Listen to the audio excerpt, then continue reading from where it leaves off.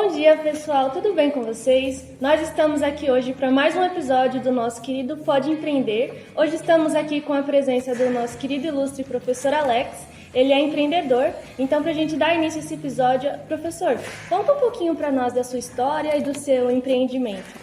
Bom, novamente bom dia a todos. Muito feliz pelo convite, agradecido, né? Não tenho palavras para agradecer, né? A honra de estar aqui com vocês. E assim, a minha história, eu sempre admirei muito o lado empreendedor. E o que é engraçado e parece irônico, eu ainda não me sinto de fato um empreendedor. Por quê? Porque é o seguinte, eu tenho ainda uma dificuldade de tratar, de ir atrás do cliente, que é literalmente de fazer o quê? A prospecção. Tanto que até um colega meu xará, me ofereceu até de ele me ajudar como se fosse um curso, para poder ter mais essa aptidão. Já trabalhei, acredito que possa falar o nome, né? Já trabalhei na Fininvest, e aí, qual que era a minha dificuldade? Quando eu tinha que prospectar o cliente. Entendeu? Quando é a venda receptiva, que é a diferença, né? Quando o cliente vem até você, eu consigo me virar. Agora, a prospecção ainda para mim é um pouquinho difícil, mas assim, devagarzinho a gente vai melhorando, aí a gente pega uma dica, a gente pega uma instrução, a gente vai treinando mesmo, tem que superar os medos e aí a gente vai superando as dificuldades. Certo. Qual foi a principal motivação que você teve para a criação do seu negócio? Na verdade foi o seguinte, tudo foi acontecendo meio que por um acaso. Lá atrás, até antes da pandemia, foi literalmente o seguinte. Eu fui prestar serviço em uma empresa, tá? E aí, devido a isso, eu tive que abrir MEI, né? E aí que é o microempreendedor individual. E por quê? Nessa empresa eu seria um prestador de serviço, certo? E para prestar serviço eu precisava literalmente ter a nota fiscal. E o melhor jeito seria abrindo uma MEI. Então, assim, a empresa até me ajudou, né? Fez o processo, a pessoa do RH da empresa fez o processo, me ajudou. E aí, foi quando eu abri meu CNPJ, né? E até ela falou, olha, se você quiser, já pode preencher isso daqui. Razão social, nome fantasia. Só que aí eu acabei deixando só o seguinte, literalmente, Alex Sandro Santos Silva, MEI.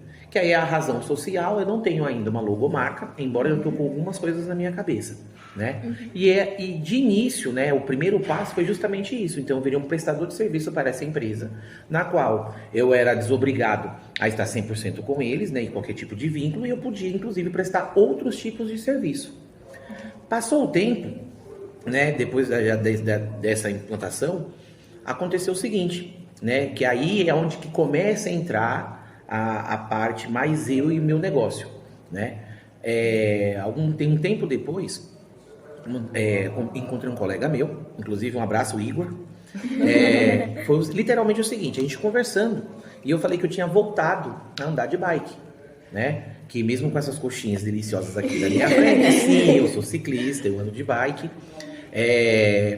E o que acontece? E ele comentou que ele também andava de bicicleta, só que ele estava parado porque a bike quebrou. Aí eu falei, pô, traz aqui em casa, a gente dá uma olhada e tudo mais. Aí ele teve meio que a ideia de falar o seguinte, peraí, se eu levar na sua casa, você compra as peças, você instala e eu te pago pelo serviço. Aí eu, boa ideia, gostei e podemos fazer isso. E foi de fato o que aconteceu. O que eu faço hoje, de uma forma que já pagou minhas contas, já chegou a fechar o meu orçamento, foi literalmente o quê? Venda e manutenção de bicicletas. Caramba. Não tenho uma bicicletaria ainda, né? Mas eu faço esse serviço em casa, né? E eu já vendi bicicletas, né? Novas e usadas, e também já fiz manutenção. Não sei se é a palavra certa, mas meio que frisa muito que tudo é conhecimento, tudo é aprendizagem. Isso. Eu queria saber se em algum momento da sua vida, tipo, pelo menos no meio de algum empreendimento, o senhor já pensou, tipo, nossa, esse empreendimento, essa empresa vai ser um fracasso, ou se tornou um fracasso, algo assim. Nas empresas, olhando de modo geral, ou as coisas que aconteceram diretamente comigo? Ambos. Ambos, olha, passa assim pela cabeça. As minhas tentativas foi literalmente, né, a primeira vez com a Kaizen Treinamento e Desenvolvimento. Nessa época ainda não tinha, eu não tinha o CNPJ, né? E a gente estava também se estruturando, éramos em três, né? Em três pessoas, e a gente estava fazendo um outro processo, né? E assim, a ideia é muito boa, é uma ideia que eu não descartei, e pelo contrário, eu tenho vontade de colocar esse projeto para funcionar novamente, porque eu vejo sim uma possibilidade.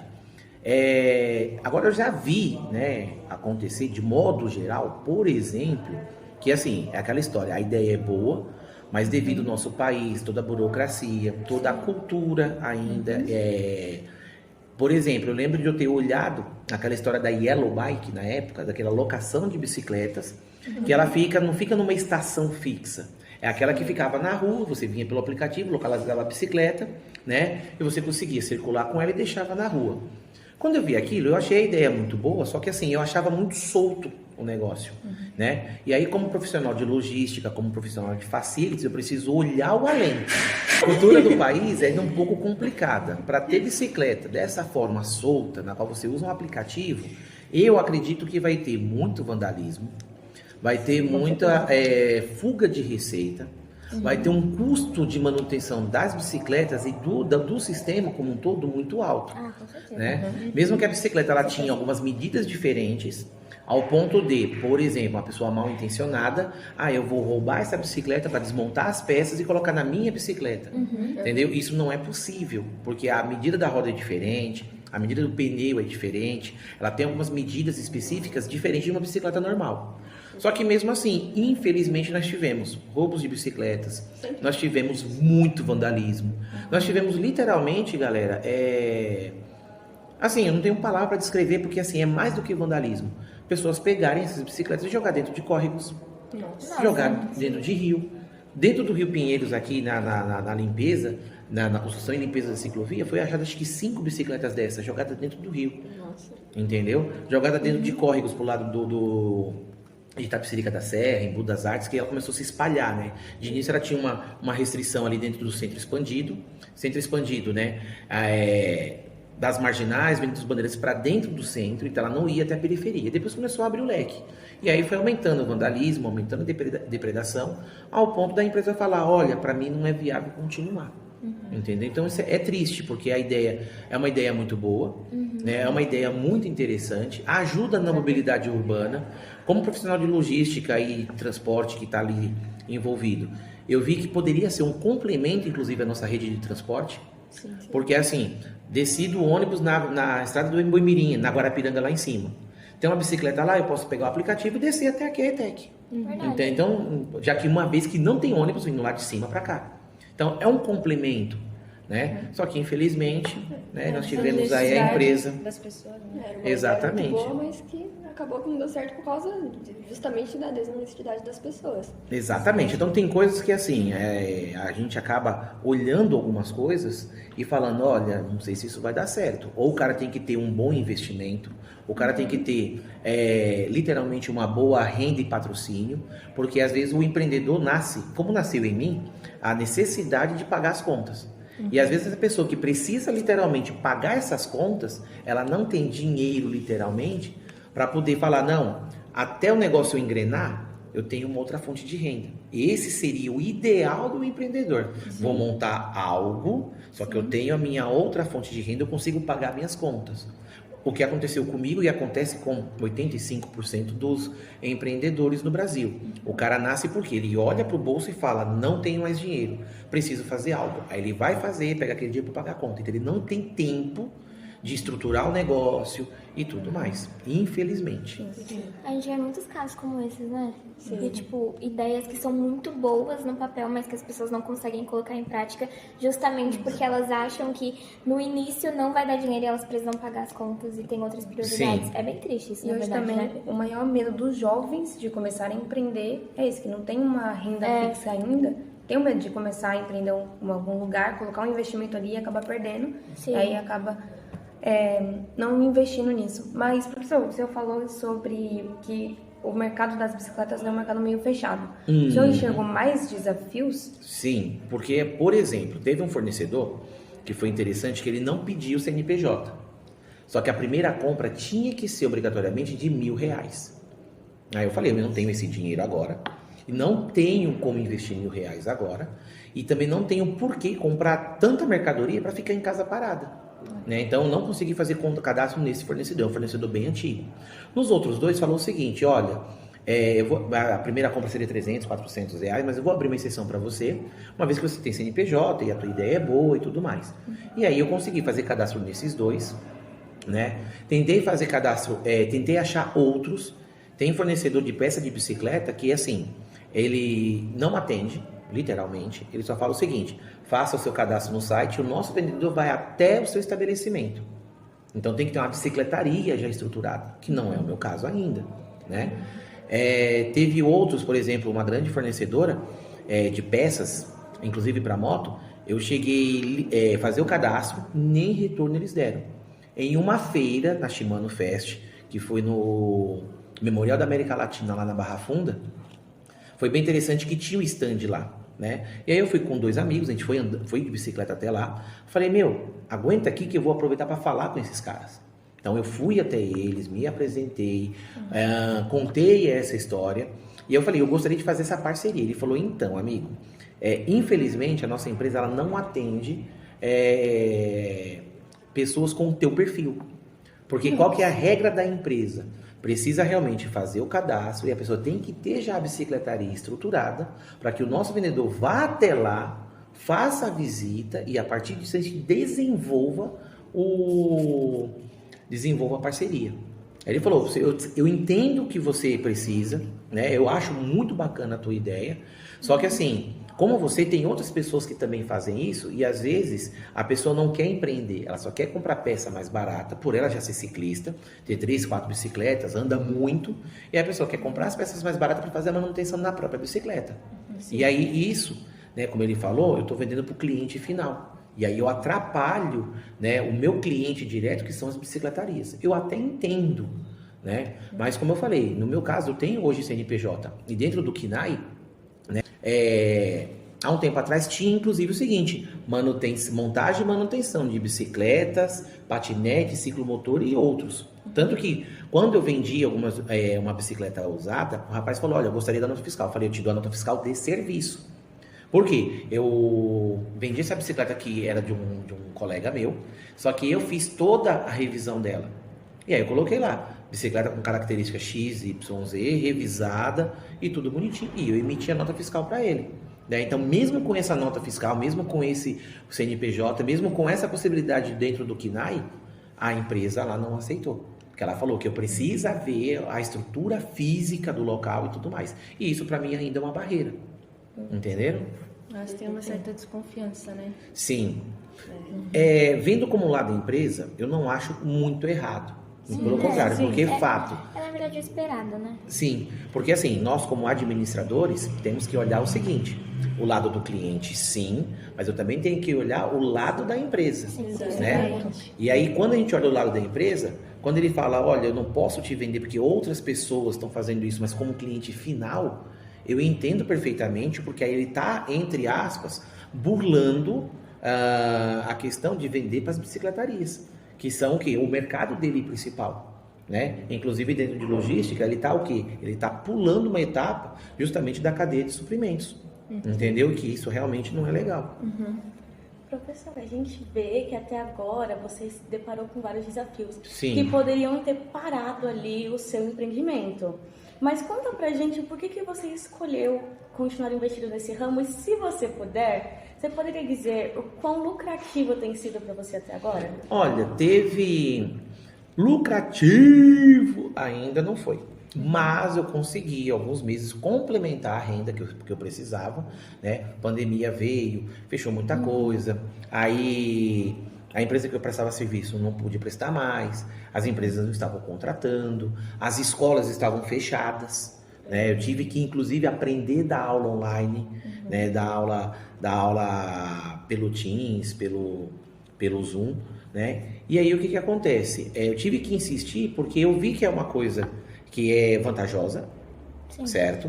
Vi também que é uma coisa que eu gosto, Então, professor, diante dessas dificuldades, que tipo de estratégias você usa para, tipo, alavancar o seu negócio?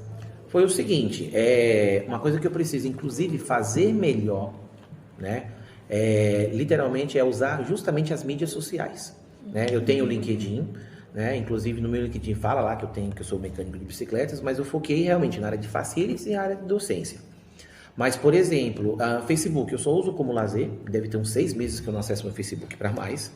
E uma coisa que o pessoal me cobra bastante, tem um vídeo meu prometendo que eu iria fazer o Instagram até o final do ano passado e eu não fiz, né? Numa imersão que eu ganhei, né, de uma amiga, ela é espetacular nessa área, que foi a Silvia Guzmão e a Aline Leal, né, da DG7, que é uma empresa que cuida inclusive dessas contas digitais. Um abraço, meninas, são espetaculares elas, e eu ganhei essa imersão quando eu a conheci, né, e lá tratava justamente isso, né, das mídias sociais, de como você ser melhor e tudo mais. Me ajudou para abrir meus olhos, meus horizontes para muita coisa, sim. Só que ainda tinha lá, né, a promessa que cada um faria sendo gravado. E eu gravei um vídeo dizendo, eu preciso abrir meu Instagram até o final do ano. Passou e a Silvia vai brigar comigo porque eu não cumpri essa promessa ainda. Sim, eu sei disso. A gente vai atrás dela pra ver o que ela tem a falar. Pois é. E aí o seguinte, e dentro disso, eu sei que fazendo postagens, aí colocando, você faz aquela foto bonitinha, daquela peça consertada, daquela bicicleta agora andando, do cliente, eu sei que isso ajuda. E coisas que eu fiz foi o quê? Justamente tentar a melhor foto, com o cliente, ou sem ele, ou até fazendo alguma coisa, e eu colocar nos meus status, que aí eu tenho aí 110, 120 pessoas que viram meus status todos os dias, indiferente do que eu poste, e também nos grupos de pedal que eu faço parte. Tem alguns grupos que eu estou de forma até estratégica, que é compra, venda de peças de bicicletas, tal, que aí eu tô lá justamente para de vez em quando colocar alguma coisa e falar, olha, eu também faço isso, eu também tenho essa peça. De contrapartida, nos grupos de pedais que eu conheço e um outro também que eu ainda não pedalei, mas eu coloco lá, opa, mais um cliente satisfeito, mais uma peça colocada, né? E às vezes tem que ser aquela estratégia não do tipo, estou vendendo, olha, eu tenho isso e coloquei nessa bicicleta. Às vezes é a estratégia do LinkedIn. Olha, coloquei isso daqui nessa bicicleta para fazer isso. Olha, agora minha bicicleta ficou melhor.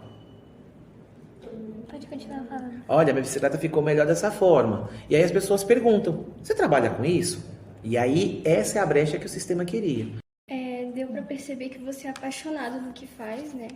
E eu queria fazer uma pergunta. Alguém te motivou a pensar desse jeito e tudo mais? Pra estar aqui hoje? Olha, na verdade, assim, um pouco da criação, pai e mãe, né, que é aquilo, né, olha, você tem que estudar, você tem que correr atrás para conseguir suas coisas. Um pouco, sim, da vontade de querer algo melhor para mim, que é aquela história, né, nós estamos aqui para superar a geração anterior e para fazer mais e melhor. Então, tem isso, é uma coisa que eu me preocupo bastante. E assim, desde sempre eu pensava em ter meu próprio negócio. Desde sempre, inclusive quando eu me apresento em aula, eu falo isso. Desde sempre eu quero ter meu próprio negócio e ser bom, reconhecido e grande naquilo que eu faço. Desde sempre, eu sempre quis trabalhar na área administrativa das empresas. Então, assim, desde sempre, a minha brincadeira favorita era andar de bicicleta. Né? Então, são coisas que a gente faz e acaba gostando. Porque assim, tem coisas que a gente já gosta por natureza. E tem coisas que você vai descobrindo e vai gostando. Professor, por que você quis empreender ao invés de apenas trabalhar nessa área em outra instituição? Foi literalmente que eu já pensei, tá? Eu seria um bom mecânico de bicicletas? Acredito que sim. Isso exigiria um curso? Sim, né? Só que assim, o conhecimento que eu tenho, eu consigo atender algumas coisas, as minhas necessidades, e assim, bikes de como eu falei, até um médio porte, né? E aí, o que acontece? Só que para isso, eu teria que começar, talvez, a carreira na bicicletaria do zero. Tive uma proposta de uma bicicletaria boa, né? Um abraço para a galera da Total Bikes, né? Que foi até indicação de uma amiga minha, que inclusive é minha madrinha de casamento, a Luísa, né? Da barbearia de Quirituba. Um abraço, Lulu. Um abraço, madrinha. Que... Sabe o nome de todo mundo. Sim, de voz salteado. Que ela me indicou lá e ele falou, olha, eu tenho uma vaga aqui, só que eu só tava na pandemia e eu toparia de boa, só que ele falou, eu tenho aqui é o salário mínimo como pagamento, não tenho benefício nenhum por enquanto, e só que você vai entrar como auxiliar de mecânica, vai aprender mesmo, vai ser um serviço básico. Falei, me interessa e eu topo. O grande problema é que eu não consegui fechar negócio com eles foi por causa do horário, porque mesmo assim eu tinha umas aulinhas pingadas ainda, pouquinha coisa, né? E aí conflitava com o horário de aula, entendeu? E aula, já dou aula há um tempo, já tenho mais expertise, entendeu? Me remuneraria melhor, na época eu estava remunerando melhor, então eu optei por declinar dessa ida, né, para Total Bikers, em prol das aulas, mesmo que eu estava precisando. Depois disso, teve uma outra ocasião também que até surgiu, só que eu já estava com mais aulas e os horários conflitou. Mas assim, seria um reinício de carreira. Bom, e com isso a gente finaliza o nosso podcast Já Pode Empreender, com essa turminha maravilhosa. E desde já, muito obrigado pelo convite, muito obrigado pela oportunidade. E galera, bora empreender, que empreender sem empreendedor é vida, tá? Um abraço, galera, e até a próxima! Tchau!